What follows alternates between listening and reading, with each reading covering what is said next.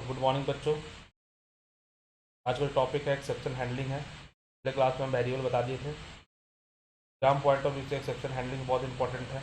ये 100% बड़ा मार्क्स में आएगा। Exception handling very difficult topic, तो हमेशा बड़ा मार्क्स में ही आएगा हमारा। तो आज जो टॉपिक था हमारा 15 मार्क्स आ गया, ये कंप्लीट होने का 25 मार्क्स आ गया। 1 बाई 1 का कैट कर रहे हैं ताकि बच्चे लोग पास हो जाएँ। तो वेरी इंपॉर्टेंट, कल के एग्जाम के लिए बहुत ज़्यादा इंपॉर्टेंट है exception. Exception handling is the straight forward question. Direct पूछ देगा एक्सेप्शन हैंडलिंग क्या होता है। तो क्या प्रॉब्लम है कि कोई क्वेश्चन पूछा जाए अगर, तो उसका कुछ जवाब मिल सकता है, लेकिन अगर स्टेट क्वेश्चन पूछा जाए कि एक्सेप्शन हैंडलिंग का, there are so many example, there are so many definition inside the exception handling.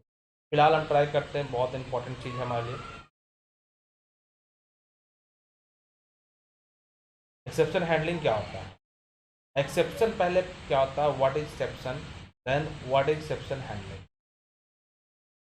तो अभी 2 मिनट में पता चल जाएगा what is exception and what is exception handling. Because आप डेफिनेशन सही लिखते हैं तो आपको हाफ ऑफ द मार्क्स यानी 1/3 मार्क्स आपको मिल जाता है। अगर प्रोग्राम लिखते तो फुल मार्क्स मिल जाएगा। द मैथमेटिकल रूल से एक हम नॉर्मल चलते हैं कि हम लोग कोई भी लैंग्वेज जावा का देखा जाए तो जावा is the high level language. High level language लिखने के बाद कहाँ जाता है, तो जावा कंपाइलर में।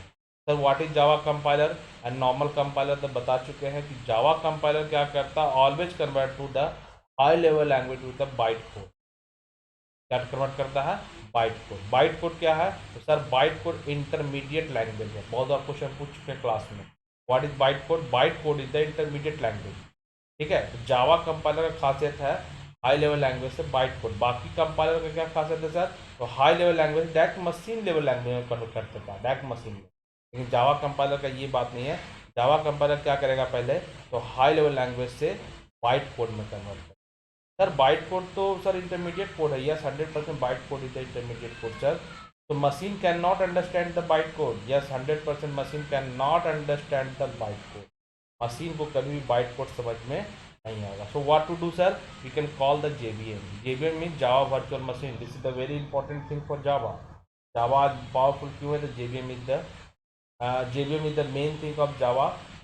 जावा is the powerful programming language. क्या करेगा, तो बाइट कोड से क्या करता है, मशीन कोड में कन्वर्ट करता है कौन, Java. It is only specific thing JVM का सबसे बड़ा खासियत कहा गया है। ठीक है, तो जेवीएम का मतलब byte code to machine code, यानी byte code to understandable machine code. Understandable machine code मतलब कोई मशीन दुनिया का हो, ऐसा नहीं कि लैपटॉप पे खाली हो। एनी टाइप ऑफ मशीन को क्या करेगा, तो ये बाइट कोड से उसी मशीन कोड के अकॉर्डिंग। अब इसको दो भाग में बांट दिया गया है कि बाइट कोड के पहले और बाइट कोड के बाद।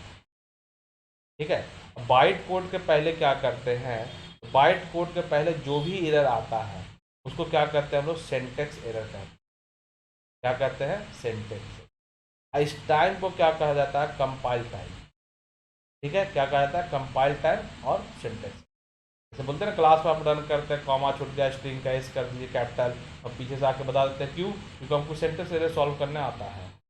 मतलब सिस्टम का स्पेलिंग एस करो कैपिटल, स्ट्रिंग का स्पेलिंग एस करो कैपिटल, क्यों, क्योंकि this is the syntax error. Syntax error कब तक रहेगा, जब तक कि आपका सारा प्रोग्राम कंप्लीट ना हो। ये कौन डिसाइड करेगा, तो बाइट कोड से पहले। बाइट कोड से पहले जो काम करेगा उसको कंपाइल टाइम करते हैं, और ये किसी को सॉल्व करता है, सेंटेंस एरर को सॉल्व करता है। This is very important thing, is very important thing. Java में बाइट कोड से पहले जो भी वर्क होगा, जो भी टाइम होगा, उसको कंपाइल टाइम कहा जाता है। और उसको एरर उसमें आएगा तो उसको एरर को क्या कहते हैं, सेंटेंस एरर। लेकिन एवरीथिंग जो कि सब कुछ सही हमारा है, उसके बाद भी एरर आता है, तब बाइट कोड के बाद। बाइट कोड के बाद means it may be in the JVM.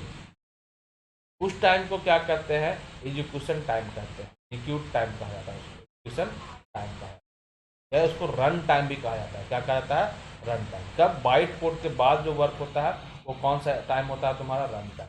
अगर रन टाइम में एरर आ गया, अगर रन टाइम में एरर, सर रन टाइम में एरर आता होगा, यस बाइट कोड में एरर आता है, दिखाएंगे आपको, क्लास में दिखा भी चुके हैं कि where is the run time error sir. Run time error आता है, यस 100% रन टाइम एरर आता है। क्या सर, उस एरर को क्या कहा जाता है, एक्सेप्शन कहा जाता है। एरर को क्या कहा जाता है, exception. Very clear concept. Byte code के बाद जो टाइम होता है उसको क्या कहते हैं, रन टाइम। बाइट कोड के पहले जो टाइम होता है उसको कंपाइल टाइम कहते हैं। अब जो रन टाइम में प्रॉब्लम आएगा उसको क्या कहते हैं, एक्सेप्शन।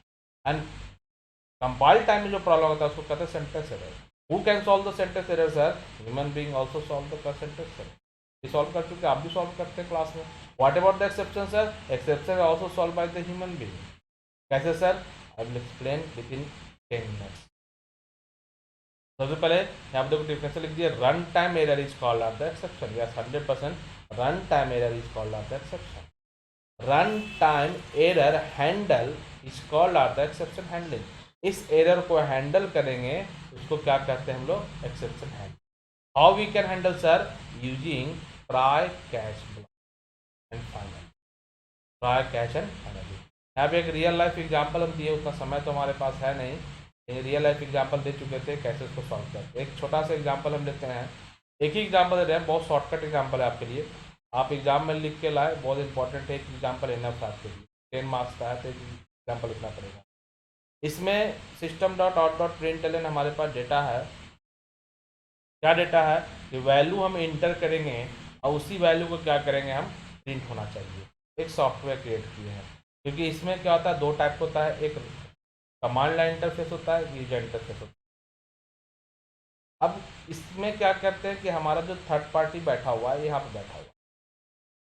अब इसमें क्या होता है, इस प्रोग्राम के अकॉर्डिंग स्कैनर लगा हुआ है, यानी कि इनपुट हमारे द्वारा दिया जाएगा। जब मन किया तब इनपुट चेंज कर दे, उनको प्रोग्राम में चेंज करने की ज़रूरत नहीं होती है। अगर यही प्रोग्राम में रहता है कि माना कि ए इक्वल नंबर इक्वल टू 10, तो एक बार इंटर किया तो 10 प्रिंट हो गया, दोबारा 20 प्रिंट करना तो अगेन प्रोग्राम में जाकर चेंजिंग करेंगे, इसमें क्या लिखना पड़ेगा? 20। तो थर्ड पार्टी को हो सके जावा नहीं आए, इट्स वेरी डिफिकल्ट। इसके लिए हम क्या करेंगे? कमांड लाइन का हेल्प लेंगे। कमांड लाइन में क्या करते हैं? तो डिफरेंट टाइप ऑफ डेटा को हम इंटर करते हैं जब मन किया तब। क्यों? इसके लिए क्या करते हैं हम लोग? स्कैनर क्लास लिखते हैं। स्कैनर क्लास में क्या करते हैं? Enter the number. यस, यहाँ पर शो हो गया enter the number. Now enter the 10 collect the integer. Yes, 100% this is the integer and collect the n. System dot out dot println, again n value क्या कर दिया? Print आ गया, value is the 10। He is very happy, मेरा output आ गया। Very good software. लेकिन next day again ये उठा मॉर्निंग में, बोला कि नहीं I want to put 2.5 and again collect the 2.5 and this is the integer. No, this is not integer sir. So what is this sir? Show the error. What is error sir? Exception error. क्या exception error? Input mismatch data. Sir, I know that this is the wrong thing, but he is not a Java developer sir. आप जावा programmer पढ़ रहे हैं, इसलिए आपको मालूम है कि तुमने नंबर